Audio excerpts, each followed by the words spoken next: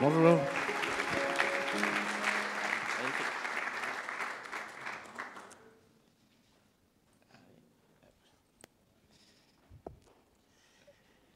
Bon, merci beaucoup Alexandre d'être avec nous ce matin. Je crois qu'on arrive dans un bon timing puisque vous fêtez les 10 ans de l'IFEN.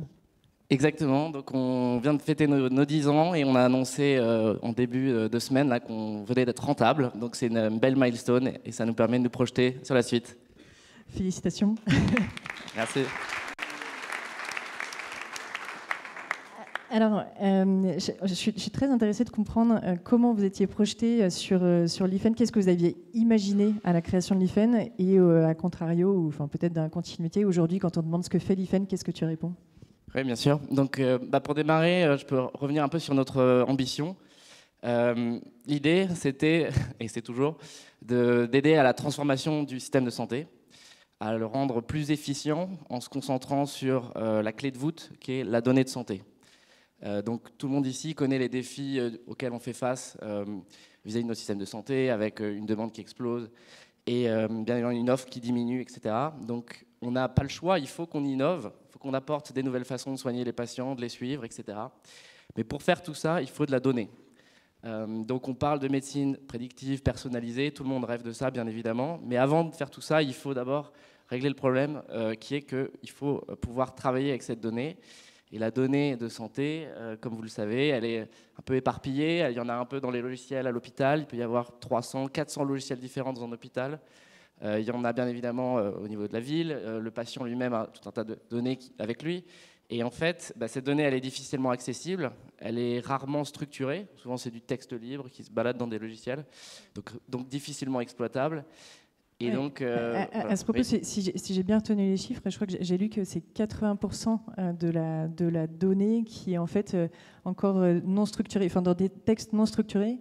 Comment est-ce que vous contournez cet obstacle avec l'IFEN? Voilà, donc effectivement, il y a à la fois la difficulté d'accès, la difficulté qui est liée au fait que la donnée n'est pas structurée. Donc c'est 80% de la donnée qui sert à la recherche clinique qui est encore aujourd'hui dans du texte non structuré, dans les logiciels, etc. Et donc pour revenir un petit peu à l'ambition initiale, c'est vraiment de dire, OK, on a besoin en fait de créer une infrastructure de base qui permet d'accéder, de structurer et de partager les données de santé. Et c'est ça le socle qui permet ensuite d'innover.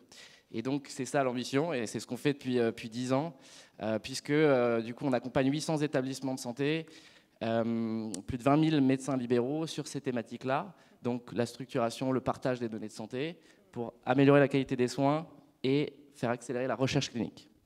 Et alors concrètement, pour ces 800 hôpitaux et 20 000 libéraux, c'est des chiffres conséquents à l'échelle du pays. Qu'est-ce que ça change dans leur pratique médicale? Est-ce que tu peux nous donner des exemples? Je vais démarrer avec un exemple très concret, qui est donc le produit avec lequel on a démarré, sur la thématique du partage des documents de santé. Quand on a démarré, et encore aujourd'hui, je prends un exemple très simple, c'est après chaque hospitalisation ou intervention chirurgicale, il y a un compte-rendu qui est rédigé, qui va être partagé au reste de l'équipe de soins, donc depuis l'hôpital vers les spécialistes, les généralistes, etc. Et c'est un élément clé dans la coordination. Et encore il y a quelques années et encore aujourd'hui, c'est souvent envoyé par la poste, donc c'est imprimé à l'hôpital, envoyé par la poste, etc.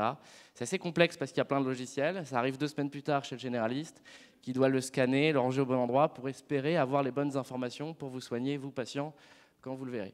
Alors heureusement, on a fait pas mal de chemin ces dernières années, mais donc notre première solution, on est donc une messagerie sécurisée, on est les leaders en France, et on va digitaliser en fait tout ce parcours, à la fois côté hôpital et côté médecine de ville. Et donc les bénéfices, il y en a à différents niveaux. Pour l'hôpital, c'est des gains de coûts. Pour les soignants, c'est du temps médical qu'on gagne, moins de charges administratives. Pour le patient, c'est un meilleur suivi parce que les professionnels de santé qui s'occupent de lui ont les bonnes informations. Et à l'échelle du système de santé, c'est en fait un système plus efficient parce qu'aujourd'hui, on estime, le dernier rapport de la Cour des comptes, qu'il y a 15-20% des actes qui sont redondants ou non pertinents. Une bonne partie d'entre eux, en fait, c'est lié à un manque de communication, de collaboration entre différents professionnels de santé. C'est ça qu'on essaie de résoudre. Et tu parlais juste avant de recherche clinique. Là, est-ce que tu peux aussi illustrer sur comment les outils l'IFEN peuvent avancer la recherche clinique? Voilà, donc depuis 2 ans, fort à la fois de ce réseau d'établissements clients, mais aussi de l'accès à la donnée qu'on a, parce que justement ils utilisent nos solutions pour le partage de ces comptes rendus médicaux. On va utiliser de l'IA pour structurer automatiquement les informations contenues dans les comptes rendus médicaux, donc comprendre les antécédents, les lignes de traitement, etc. Et alimenter des bases de données de recherche clinique qui permettent donc de mieux comprendre les maladies, idéalement mieux les soigner. Donc on a annoncé il y a 1 an et demi un partenariat emblématique avec Gustave Roussy sur une première cohorte pour le suivi des patients atteints de cancer du poumon.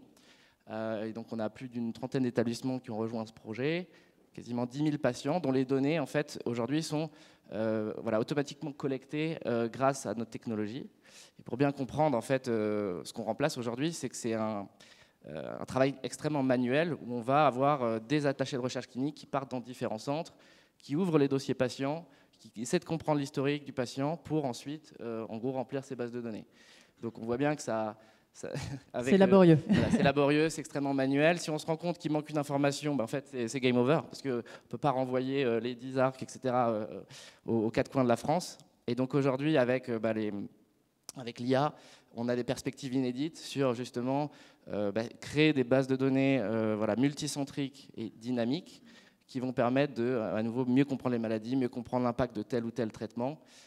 Et pourquoi ce besoin de données il est particulièrement important? C'est parce que en oncologie, il y a énormément de sous-types de cancers, et donc on a besoin de plus en plus de données pour comprendre si telle mutation impacte plus ou moins bien tel et tel traitement, etc. Et donc pour ça, il faut des données à large échelle. C'est ce qu'on est capable de faire aujourd'hui. Et alors si on revient sur la partie vraiment proche du patient aujourd'hui dans son parcours de soins, je parlais en intro de comment certaines solutions viennent accompagner le patient hors de l'hôpital. Où est-ce que l'IFEN peut apporter de la valeur là? Ouais, donc je dirais qu'on y répond de 2 façons. À la fois en direct avec donc certaines solutions qui vont, donc, comme je disais, soit faciliter l'amont avant une hospitalisation, le patient qui vient avec tout un tas de données. On va utiliser pareil de l'IA pour structurer cette donnée et donc la mettre à disposition des professionnels de santé au sein des établissements, partager dans l'autre sens. Mais moi je crois pas mal dans un écosystème ouvert.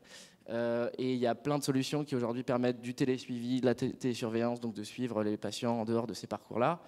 Et malheureusement, elles sont toutes confrontées un peu aux mêmes difficultés que nous, c'est-à-dire c'est compliqué d'aller vendre à l'hôpital, compliqué de déployer ces innovations.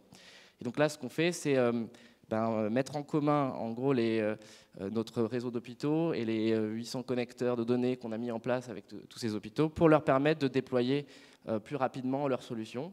Donc dans le cadre d'un télésuivi, par exemple pour une télésurveillance dans le cancer ou pour le suivi de la plaie, eh bien au lieu de... Exemple totalement anodin. Exactement, anodin d'une boîte qui pitchera peut-être aujourd'hui. Eh bien on va leur simplifier justement l'onboarding des nouveaux patients pour éviter la double saisie aux soignants quand ils veulent inclure un patient dans un télésuivi par exemple. Et alors, j'ai une dernière question, et peut-être c'est la plus importante, avec le recul que tu as sur les 10 dernières années et tout le travail qui a été fait pour s'intégrer dans autant d'hôpitaux et auprès autant de libéraux. Quels sont, à ton avis, les leviers pour scaler en fait, à l'échelle d'un pays? Alors, je ne sais pas si j'ai toutes les réponses, mais j'ai compris peut-être quelques éléments. Peut-être un élément clé quand on réfléchit aux solutions qu'on développe, c'est bien évidemment d'intégrer ça dans les usages des professionnels de santé, ça tout le monde le dit, mais c'est surtout, je dirais, avoir un retour sur investissement dès le premier jour. Pourquoi? Parce que il y a différents niveaux, mais souvent on est confronté au problème de la poule et l'œuf. Je vais vous donner 2 exemples. C'est lors d'une vente, par exemple, à une solution, un hôpital, il va falloir mettre en place des connecteurs, se pencher à la donnée. Sauf que pour faire ça, il faut prioriser le projet, donc il faut avoir démontré le retour le ROI de la solution. Et donc la DSI va prioriser le projet que si on a le retour sur investissement de la solution. Et bien pour ça, il faut être live et il faut avoir des données. Donc en fait, on est un petit peu coincé. Et donc il faut réussir à, je pense, construire des solutions qui marchent dès le début, créer un premier niveau de valeur. Et plus en gros on les alimente, éventuellement en données, ou plus elles sont déployées, plus elles fonctionnent. Et s'il me reste 1 minute, je donne un exemple à l'échelle plus nationale. Vous connaissez tous le dossier médical partagé, aujourd'hui Mon Espace Santé, que vous avez tous en tant que Français et Françaises. C'est fondamentalement une super idée. En gros, on a un carnet de santé qui va nous permettre qui va fonctionner pour tout le monde et qui va nous permettre d'être suivi intelligemment, etc.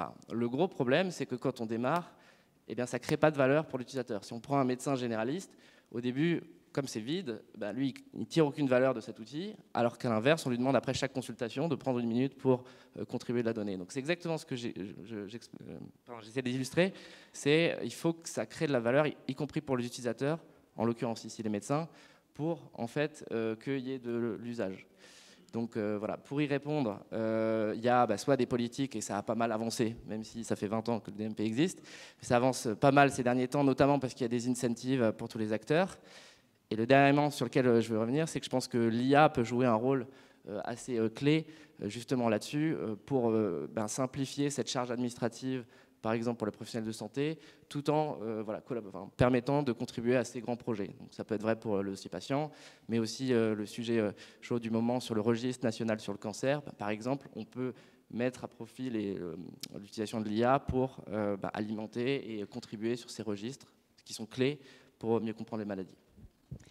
Je crois que dans l'audience, il y a quelques personnes qui travaillent sur des DMP, des smart DMP, donc je pense qu'il y aura un peu de débat au break. Merci beaucoup, Alex, et vous pourrez bien sûr prolonger les discussions avec Alexandre sur cette matinée. Avec plaisir. Merci beaucoup.